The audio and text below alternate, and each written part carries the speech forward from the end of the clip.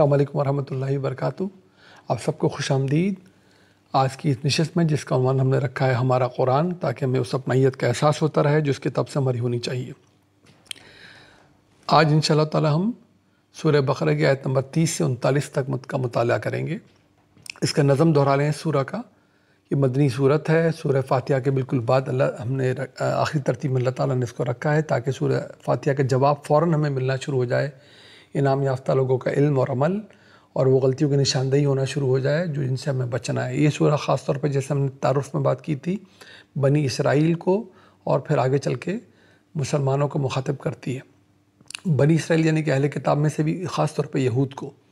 اس کا نظم یہ ہے کہ اس میں ایک تمہید ہے آیت نمبر 1 سے 39 تک، پھر اس میں بنی اسرائیل کی تاریخ، ان کو دی گئی ہدایت، ان کی سرکشی کا بیان ہے آیت نمبر 40 سے 123 تک، پھر آیت نمبر 124 سے 141 تک، لگ بھگ 142 تک اس میں ابراہیم علیہ السلام، اسماعیل علیہ السلام، ان کی دعائیں اور تعمیر کعبہ کا ذکر ہے، اور پھر آیت نمبر 142 سے لے کر 283 تک اس میں بنی اسماعیل کا یعنی اصحابہ کرام کی جماعت کا ذکر ہے، جو کہ ابراہیم علیہ السلام کی اولاد کی دوسری شاخ ہے، اور پھر آخر میں اس کا خاتمہ ہے۔ تو ہم اس کی تمہید کا مطالعہ کر رہے ہیں اور تمہید کے آخری حصے پر ہیں۔ اب ہم اس نشست میں ہم نے یہ 10 آیتیں پڑھنی ہیں اور تمہید کی 10 آیتیں اس کی آخر کے حصے کی ہیں۔ آیت نمبر 30 سے 39 یہ بہت ہی ضروری اور اہم پیغام اپنے اندر رکھتی ہیں۔ ایک منظر اللہ نے ہمارے سامنے رکھا ہے جہاں پر آدم علیہ السلام کی تخلیق سے پہلے فرشتوں سے اللہ تعالیٰ کا مکالمہ، پھر آدم علیہ السلام کو جو حکم دیا گیا کہ سب فرشتے ان کو سجدہ کریں، وہاں پر ابلیس نے کیسی روگردانی کی، اس روگردانی کا رویہ ایسا کیوں ہوا اس کا، اور پھر آدم علیہ السلام سے جو غلطی سرزد ہو گئی اس کا بیان، یہ سب اس میں دیا گیا ہے۔ کیونکہ ہماری رہتی زندگی تک اب ہمیں انہی رویوں سے ہمارا واسطہ پڑے گا، انہی سے ہمارا سامنا ہوگا۔ اسی لیے اللہ تعالیٰ نے بنی اسرائیل کی بات شروع کرنے سے پہلے یہ بات ہمیں سمجھائی ہے، تاکہ پتہ چلے کہ ان کے رویے ایسے کیوں ہیں۔ رہتی دنیا تک کے لیے جو سرکشی ہوتی ہے، آدمی بھٹک جاتا ہے، وہ رویہ کس بنیاد پر ہوتا ہے، اور پھر صحیح رویہ آخر انسان کا ہونا کیا چاہیے۔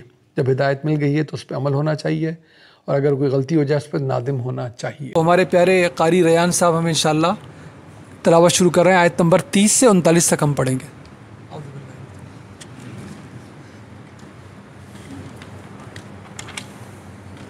اعوذ باللہ من الشیطان الرجیم، بسم اللہ الرحمن الرحیم۔ وَإِذْ قَالَ رَبُّكَ لِلْمَلَائِكَةِ إِنِّي جَاعِلٌ فِي الْأَرْضِ خَلِيفَةً قَالُوا أَتَجْعَلُ فِيهَا مَن يُفْسِدُ فِيهَا وَيَسْفِكُ الدِّمَاءَ وَنَحْنُ نُسَبِّحُ بِحَمْدِكَ وَنُقَدِّسُ لَكَ قَالَ إِنِّي أَعْلَمُ مَا لَا تَعْلَمُونَ وَعَلَّمَ آدَمَ الْأَسْمَاءَ كُلَّهَا ثُمَّ عَرَضَهُمْ عَلَى الْمَلَائِكَةِ فقال أنبئوني بأسماء هؤلاء إن كنتم صادقين قالوا سبحانك لا علم لنا إلا ما علمتنا إنك أنت العليم الحكيم قال يا آدم أنبئهم بأسمائهم فلما أنبأهم بأسمائهم قال ألم أقل لكم إني أعلم غيب السماوات والأرض وأعلم ما تبدون وما كنتم تكتمون وإذ قلنا للملائكة اسجدوا لآدم فسجدوا إلا إبليس أبى واستكبر وكان من الكافرين وقلنا يا آدم اسكن أنت وزوجك الجنة وكلا منها رغدا حيث شئتما ولا تقربا هذه الشجرة فتكونا من الظالمين فأزلهما الشيطان عنها فأخرجهما مما كانا فيه وقلنا اهبطوا بعضكم لبعض عدو ولكم في الأرض مستقر ومتاع إلى حين فتلقى آدم من ربه كلمات فتاب عليه إنه هو التواب الرحيم قلنا اهبطوا منها جميعا فإما يأتينكم مني هدى فمن تبع هدايا فلا خوف عليهم ولا هم يحزنون والذين كفروا وكذبوا بآياتنا أولئك أصحاب النار هم فيها خالدون. صدق اللہ ماشاء اللہ جی، سبحان اللہ، صدق اللہ العظیم. بہت ہی اچھی اور دل سے تلاوت کرتے ہیں ہمارے پیارے ریان. فرمایا اللہ تعالیٰ نے سورہ البقرہ کی آیت نمبر 30 میں وَإِذْ قَالَ رَبُّكَ لِلْمَلَائِكَةِ إِنِّي جَاعِلٌ فِي الْأَرْضِ خَلِيفَةً، وہ وقت بتائیے ان کو ہمارے نبی جب آپ کے رب نے فرشتوں سے کہا کہ میں بھیج رہا ہوں، بھیجنے والا ہوں فی الارض خلیفہ، دنیا میں ایک نائب با اختیار با ارادہ. یہ ہم نے کہاں سے مطلب نکالے؟ خلیفہ ایک عام عربی کا لفظ ہے جس کا مطلب یہی ہے کوئی ایسا نائب، کوئی ایسا عہدیدار جو اختیار بھی رکھتا ہو، ارادہ بھی رکھتا ہو، جس کو اختیارات دیے گئے جن کا وہ استعمال کرے گا پھر اپنے ارادے اور اختیار سے.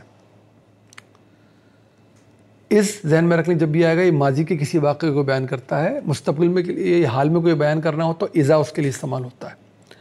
فرشتوں نے کہا قالوا اتجلوا فیہا من یفسد فیہا، فرشتوں نے کہا کہ آپ وہاں پر خلیفہ کو یعنی کہ با اختیار با ارادہ مخلوق کو بھیجیں گے زمین پہ تاکہ وہاں فساد پھیلائے، وَيَسْفِكُ الدِّمَاء اور وہاں پر خون بہائے. یہ ایسا کیوں کہا انہوں نے؟ جب با اختیار اور با ارادہ ہوگا تو ظاہر ہے اختیار تو پھر کسی حد تک بھی جا سکتا ہے اپنے غلط استعمال میں بھی، اور ظاہر ہے وہ سمجھ گئے کہ اس کی سب سے بڑی شکل تو فساد پھیلانا اور خون بہانا ہے. اور فرمایا اور فرشتوں نے کہا وَنَحْنُ نُسَبِّحُ بِحَمْدِكَ وَنُقَدِّسُ لَكَ، اور کہا کہ جب کہ ہم آپ کی تسبیح، آپ کی تعریف اور آپ کی بزرگی تو بیان کر ہی رہے ہیں. تو دراصل انہوں نے اپنی حیرت کا اظہار کیا یہاں پر. اعتراض خدا نخواستہ اللہ پہ کوئی نہیں کیا نعوذ باللہ انہوں نے، نہ فرشتے ایسا کر سکتے ہیں. وہ تو سراسر اطاعت والی مخلوق ہے، سراسر اطاعت والی جو اللہ کی بزرگی، تعریف، بڑائی بیان کر رہی ہے ہر وقت. صرف وہی نہیں، اللہ تعالیٰ نے قرآن میں بتایا ہے دنیا کی ہر چیز، ارض و سماوات کی، آسمان ہو، زمین ہو، پہاڑ ہوں، جاندار ہوں، پرندے ہوں، چرندے ہوں، سب اللہ کی تسبیح میں لگے ہوئے ہیں. یہی انہوں نے کہا کہ یہ سب تو ہو ہی رہا ہے، تو پھر کیوں یہ نوبت آ رہی ہے کہ ایک با ارادہ با اختیار مخلوق بھیجی جائے گی، وہ تو پھر ارادے کا غلط استعمال بھی کرے گی. فرمایا اللہ تعالیٰ نے قال انی اعلم ما لا تعلمون، کہ میں وہ جانتا ہوں جو تم نہیں جانتے.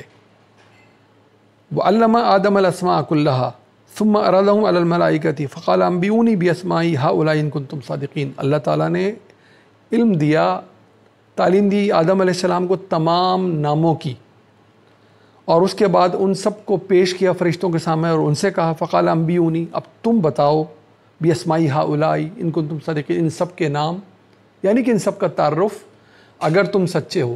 اگر تم سچے ہو اپنی اس بات میں کہ با ارادہ با اختیار بھیجنے کے بعد تو فساد ہی ہوگا اور خون ہی بہے گا. یہی انہوں نے حیرت کا اظہار کیا تھا اور سوال رکھا تھا اللہ کے سامنے کہ ہمیں سمجھ میں نہیں آ رہا ہے یہ ایسا کیوں کیا جا رہا ہے.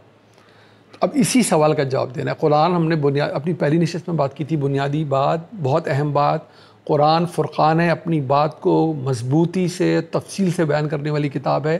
یہ اقوال زرین کی کتاب نہیں ہے، یہ اپنے الفاظ سے، اپنے جملوں سے اور پھر سیاق اور سباق سے مکمل طور پہ مضبوطی سے اپنی بات بیان کرتی ہے. یہ بات کو درمیان میں نہیں چھوڑتی یہ کتاب، بس ہمیں فکر و تدبر کی ضرورت پیش آتی ہے، غور کرنے کی ضرورت پیش آتی ہے. ذہن میں رکھیں اب جواب تو ان کے سوال کا ہی دیا جانا ہے. کون سے نام بتائے؟ یہاں پر اگر دنیا کی اشیاء کے نام بتائے، مثال کے طور پہ دہی، کرسی، ٹیبل، فلاں فلاں، تو پھر تو ان کے سوال کیا جواب ہی نہیں بنے گا. یہ تو ہو ہی نہیں سکتا کہ سوال انہوں نے اٹھایا ہے کہ باعث مخلوق خون بہے گی، فساد پھیلائے گی، جواب میں بتایا ہے ان کو نام سنوائے جائیں کہ دیکھو اس کی یادداشت اچھی ہے. اگر اس کی یادداشت اچھی تو اس سے کیا فرق پڑے گا؟ تو یہ تو جواب ہو ہی نہیں سکتا. نہ ہی کوئی ایسا جواب ہو سکتا ہے کہ اللہ نے یہ ٹیسٹ لیا کہ اور جواب پہلے سے آدم علیہ السلام کو بتا دیا اور فرشتوں کو جواب نہیں بتایا. تو یہ تو پھر نعوذ باللہ اللہ کی طرف سے ناانصافی ہو جائے گی. تو یہ باتیں تو ہو ہی نہیں سکتی. کچھ نہ کچھ وہ بات بتانی ہے جو فرشتوں کی حیرت کا، ان کے سوال کا جواب بن جائے، تاکہ ان کی تشفی کرائی جائے. یہی اللہ تعالیٰ نے اس قرآن کی حکمت رکھی ہے کہ ہمارے سوالوں کے جواب دیتی ہے، بھرپور حکمت کے ساتھ ہماری تسلی کراتی ہے، ہمیں مطمئن کرتی ہے. اس لیے یہ اندیکھے پر ایمان کا تقاضا کرتی ہے کتاب، یہ اندھے ایمان کا تقاضا کرتی ہی نہیں. تو پھر ہوا کیا؟ قالوا سبحانک لا علم لنا الا ما علمتنا. انہوں نے کہا کہ ہم کیسے ان کا تعارف آپ کو بتائیں، ہم کیسے ان کے بارے میں بتائیں، ہم ان کے نام آپ کو کیسے بتائیں؟ ہمارا تو علم صرف اتنا ہے جتنا آپ ہمیں دے دیں. آپ تو ہر برائی سے پاک ہیں، ہمارا علم صرف اتنا ہے جو آپ ہمیں عنایت کریں. انک انت العلیم الحکیم، اور آپ تو ہیں ہی علم اور حکمت رکھنے والے.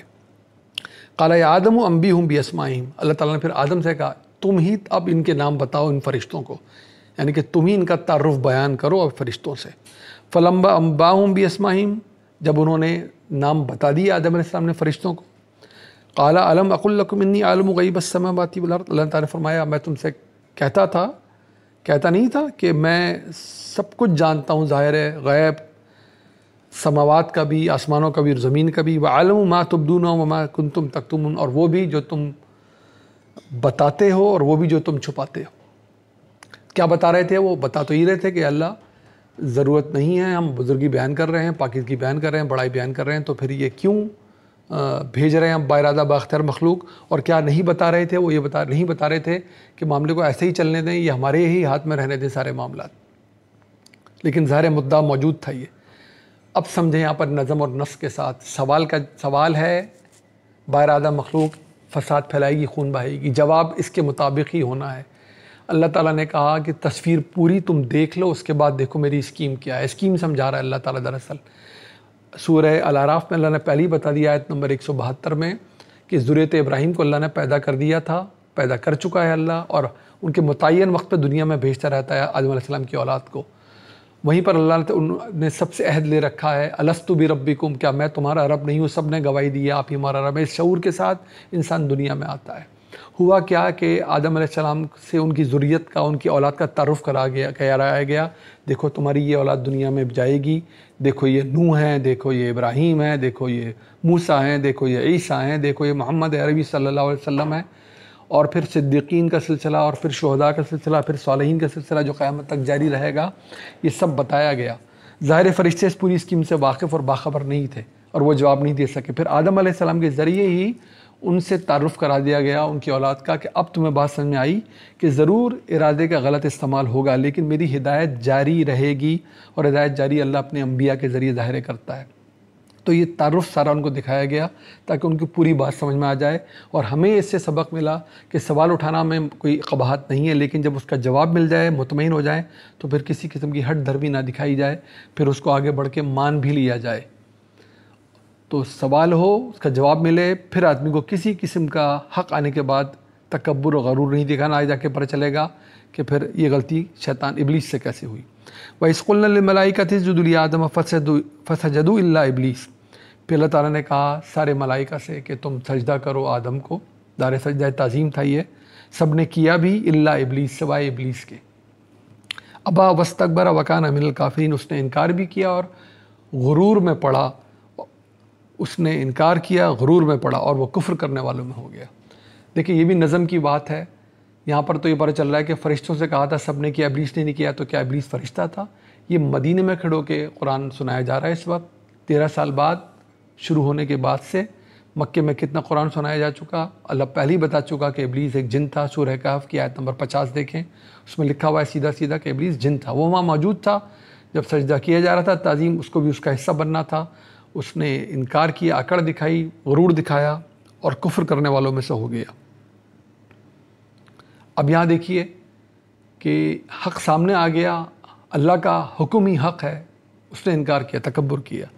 وَقُلْنَا يَا آدَمُ اسْكُنْ أَنْتَ وَزَوْجُكَ الْجَنَّةَ وَكُلَا مِنْهَا رَغَدًا حَيْثُ شِئْتُمَا وَلَا تَقْرَبَا هَذِهِ الشَّجَرَةَ فَتَكُونَ مِنَ الظَّالِمِينَ۔ تو نے آدم علیہ السلام سے کہا کہ اب تم اور تمہاری زوج یعنی کہ حوا اب اس جنت میں رہو اور یہاں سے جو چاہو کھاؤ پیو، لیکن اس درخت کے پاس بالکل نہیں جانا ورنہ تم پھر اپنے آپ پہ ظلم کرنے والوں سے ہو جاؤ گے۔ یہ بھی ایک شاندار جگہ ہے، مقام ہے، جہاں پر قرآن اپنے نظم کے ذریعے آپ کو وہ بات بتاتا ہے جس میں عام طور پہ غلط فہمی ہو جاتی ہے۔ ہم اس کی تفصیل بیان کرتے ہیں تھوڑی سی ابھی، ورنہ آگے جا کے سورہ الاعراف میں جب ہم آیت نمبر 20 سے 27 کا مطالعہ کریں گے اور سورہ طٰہٰ میں آیت نمبر 120 سے 121 کا مطالعہ کریں گے تو بالکل واضح دو ٹوک انداز میں یہ بات سامنے آ جائے گی۔ تو ان کو اجازت دی گئی کہ جس باغ میں ان کو رکھا گیا، اب اس باغ کا ذکر شروع ہو گیا، جس باغ میں ان کو رکھا گیا وہاں پر ان کو کہا گیا یہاں کھائیں پئیں، لیکن ایک خاص شجر ہے، ایک خاص درخت ہے، اس کے قریب نہیں جانا انہوں نے۔ فَأَضَلَّهُمَ الشَّيْطَانُ عَنْهَا، لیکن شیطان نے ان کو ورغلایا، ان کو ترغیب دی، بھٹکاتے ہوئے اس کی رغبت دلائی۔ فَأَخْرَجَهُمَا مِمَّا كَانَ فِيهِ، اور وہاں سے ان کو نکلوا دیا جہاں وہ موجود تھے، جس باغ میں موجود تھے وہاں سے ان کو نکلوایا۔ وَقُلْنَا اهْبِطُوا بَعْضُكُمْ لِبَعْضٍ عَدُوٌّ، اللہ تعالیٰ نے کہا اب تم سب نکلو یہاں سے۔ سب کون؟ ظاہر ہے آدم بھی، حوا بھی، اور شیطان کو بھی وہاں سے بھی نکالا گیا، نکلو سب یہاں سے، اب تم ایک دوسرے کے دشمن ہی رہو گے۔ وَلَكُمْ فِي الْأَرْضِ مُسْتَقَرٌّ وَمَتَاعٌ إِلَىٰ حِينٍ، اب تمہارا ٹھکانہ یہ زمین ہی رہے گی، جس میں ظاہر ان کو اس باغ سے نکال کر پہنچا دیا گیا۔ فَتَلَقَّىٰ آدَمُ مِن رَبِّهِ كَلِمَاتٍ فَتَابَ عَلَيْهِ، اور اللہ نے القاء کی آدم پہ ہی علیہ السلام پہ، ظاہر آدم علیہ السلام پہلے انسان ہیں، سب کچھ ہر انسان نے سیکھا ہی سارا علم اللہ سے ہے، تو اللہ نے القاء کیے آدم علیہ السلام پہ الفاظ، معافی کے الفاظ۔ نادم تو وہ ہو ہی رہے تھے، وہ منظر آئے گا جب غلطی کے بعد سورہ اعراف میں ہم دیکھیں گے جا کے کس طرح وہ نادم ہو رہے تھے، کیسے اپنے آپ کو چھپا رہے تھے۔ اللہ تعالیٰ نے الفاظ ان کو سکھائے اور وہاں پر وہ دعا بھی آ جائے گی، ربنا ظلمنا انفسنا وان لم تغفر لنا وترحمنا لنکونن من الخاسرین۔ تو یہ الفاظ بھی اللہ نے سکھائے، اللہ کی مہربانی دیکھیں آپ۔ اور پھر اللہ نے ان کو معاف بھی کیا، انہ هو التواب الرحیم، اس لیے معاف کیا کیونکہ وہ تو ہے ہی معاف کرنے والا، اس کی رحمت تو کبھی ختم ہی نہیں ہوتی۔ تو دیکھیں کیا رویے سامنے آئے کہ سوال ہے، اس کا جواب دیا جائے گا، حکمت والا جواب دیا جائے گا، جواب مل جائے تو اس کے بعد ہٹ دھرمی نہیں دکھانی۔ اللہ کے حکم کے آگے، اس کی ہدایت کے آگے سرکشی، عام طور پہ غرور اس پہ مبتلا کرتا ہے۔ ابلیس غرور میں مبتلا ہوا اور سرکشی کر بیٹھا، نادم نہیں ہوا، ہٹ دھرمی پہ اتر آیا اور ابلیس کہلایا، مایوس کہلایا اللہ کی رحمت سے۔ غلطی حکم الدلی آدم علیہ السلام سے بھی ہو گئی، لیکن وہ نادم ہوئے اور معافی مانگی۔ یہ سارے سبق اللہ نے دے دیے، کیونکہ دنیا میں بھیجنا تھا، اسکیم تو پہلے ہی بن چکی تھی، آدم علیہ السلام کو دنیا میں آنا تھا، ان کی اولاد کے سلسلے کو آگے بڑھنا تھا۔ ان کو جب ہم سورہ اعراف پڑھیں گے، سورہ طٰہٰ پڑھیں گے تو یہی کہا گیا کہ آپ کھا پی سکتے ہیں اس باغ میں جہاں رکھا گیا ہے آپ کو، لیکن ازدواجی تعلق آپ قائم نہیں کریں گے۔ یہ ظاہر ہے قرآن نے انتہائی شائستگی سے اس پورے معاملے کی طرف نشاندہی کر دی کہ اس درخت کے پاس، کون سا درخت؟ جس درخت سے انسان کی نسل کا سلسلہ چلتا ہے، اس درخت کے پاس آپ نے نہیں جانا۔ تو جب تک ہدایت آگے ہی نہ مل جائے، جب تک، یعنی کہ مقصد یہ تھا ازدواجی تعلق قائم نہیں کرنا۔ شیطان نے ان سے تعلق کروایا قائم، ان کی سطر اور سطر کا جو ایک مقصد ہوتا ہے وہ ان پر ظاہر ہوا۔ پھر آگے جا کے سورہ الاعراف میں ہم دیکھیں گے کہ کس طرح قسمیں کھا کھا کے شیطان نے ان سے کہا کہ تمہاری تو نسل ہی ختم ہو جائے گی، تم تو اس کے آگے بڑھ ہی نہیں پاؤ گے کیونکہ تم فرشتے نہیں ہو، تمہارا تو سلسلہ ہی ختم ہو جائے گا اگر تم نے یہ نہیں کیا، تو اس درخت کا پھل نہیں چکھا، اس کو استعمال نہیں کیا۔ تو یہ تو شجر خلد ہے، یہ آ جائے گا سورہ طٰہٰ میں۔ تو یہ دیکھیں قرآن نے اپنے نظم سے اس کو بھی واضح کیا۔ غلطی ان سے ہو گئی تو ندامت، یہی سارے رویے ہمیں اب دنیا میں پیش آتے رہیں گے۔ آپ دیکھ لیں، علم دیا جائے گا، ہدایت دی جائے گی، موجود ہے، دی گئی ہے، اس پہ عمل کرنا ہوگا، غلطی ہو گئی تو نادم ہونا ہوگا، کبر سے، تکبر سے بچنا ہوگا۔ حق آ گیا، اس کا انکار کرنا تکبر ہے، یہی شیطان کا وار ہے۔ ہمارے شیطان پہ، ہم پہ سب سے بڑے وار کیا ہیں کہ وہ ہم سے وہ فواہش میں مبتلا کرتا ہے ہم کو، اور وہ ہم سے تکبر میں مبتلا کرتا ہے ہم کو۔ ان دونوں سے ہمیں بچنا ہے، ہمیں اپنی اگلی نسل کو ان دونوں رویوں سے بچانا ہے۔ ہم نے ان کو ہدایت کی طرف راغب کرنا ہے، اس پہ عمل کرنے کی ترغیب دینی ہے، اپنے علم سے، اپنے عمل سے، اپنے کردار سے، اور ان کو یہ بتانا ہے کہ نادم ہونے میں کبھی غلطی نہیں کرنی۔ یہ سارا منظرنامہ اللہ تعالیٰ ہمارے سامنے رکھ دیا ہے، کیونکہ آگے پتہ چلے گا کہ انہی رویوں کو لے کر جب بنی اسرائیل نے اللہ کی ہدایت کی موجودگی میں سرکشی کی تو پھر وہ شیطان کے ٹولے میں شامل اور اس غلطی کے بعد اللہ تعالیٰ نے کیا کہا؟ فَقُلْنَا اهْبِطُوا مِنْهَا جَمِيعًا، اب تم سب یہاں سے نکل جاؤ۔ سب کا مطلب ظاہر ہے آدم بھی، حوا بھی، شیطان بھی، جس باغ میں ان کو رکھا گیا تھا۔ قرآن میں ہمیں پتہ ہے صرف جنت کو جس میں ہم سب نے جانا ہے آخرت کے بعد، اسی کو صرف جنت نہیں کہا گیا، کسی بھی باغ کو جنت کہتے ہیں۔ جہاں کہیں بھی ان کو رکھا گیا تھا کہا گیا اب تم سب یہاں سے نکلو۔ فَإِمَّا يَأْتِيَنَّكُم مِّنِّي هُدًى، اب میرے پاس سے تمہیں ہدایت موصول ہوتی رہے گی۔ فمن تبع ہدایا فلا خوف علیہم ولا هم يحزنون، اور جو کوئی بھی اس ہدایت کو کی اتباع کرتا رہے گا، اس پہ عمل کرتا رہے گا، نہ کبھی اس کو خوف ہوگا، نہ کبھی وہ کبھی رنجیدہ ہوگا۔ یہی جنت کی بشارت ہے۔ والذین کفروا وکذبوا بآیاتنا، اور جو کوئی بھی انکار کریں گے، جھٹلائیں گے میری آیات کو، اولئک اصحاب النار، وہی ہیں آگ میں جا پڑنے والے، ہم فیہا خالدون، جس میں پھر وہ ہمیشہ رہیں گے۔ ہمیں اللہ میں محفوظ رکھے کہ ہم اللہ کی آیات کا انکار کریں، ان سے منہ موڑیں۔ اسی لیے قرآن سے ہمیں وابستہ ہونا ہے تاکہ ہمیں پتہ چل جائے کہ ہدایت کیا ہے اللہ کی، جس پہ چل کے ہمیں نام یافتہ ٹھہریں، اس کی جنت کے حقدار بنیں، اور ہم متنبع رہیں، ہمیں بار بار یاد دہانی ہوتے رہے کہ کن غلطیوں سے ہمیں بچنا ہے۔ اللہ ہمیں توفیق دے، ہمیں توفیق دے علمی طور پہ وابستہ ہونے کی قرآن سے، ہم اپنی نسلوں کو وابستہ کریں، اسی میں دنیا کی بھلائی ہے، اسی میں آخرت کی کامیابی ہے۔ دعا میں یاد رکھیں۔ انشاءاللہ اگلی جمعرات کو عشاء کے بعد ہم دوبارہ حاضر ہوں گے۔ السلام علیکم ورحمۃ اللہ وبرکاتہ۔